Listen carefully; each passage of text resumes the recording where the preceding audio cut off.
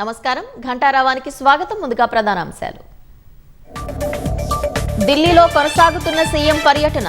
కేంద్ర మంత్రి భూపేంద్ర యాదవ్తో రేవంత్ రెడ్డి భేటీ.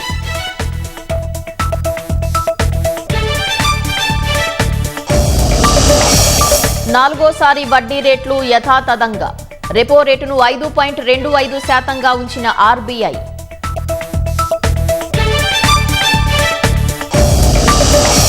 భద్రాచలంలో గోదావరిపై రోడ్డు పనులు పరిశీలించిన తుమ్మల.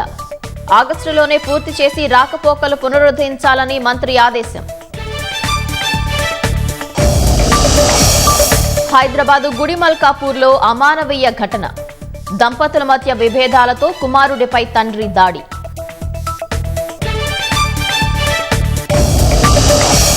పార్లమెంట్ ఆవరణలో మరోసారి విపక్షాల ఆందోళన. విద్యార్థులపై లాఠీ చార్జ్. అయోధ్య విరాళాల అంశంపై నిరసన.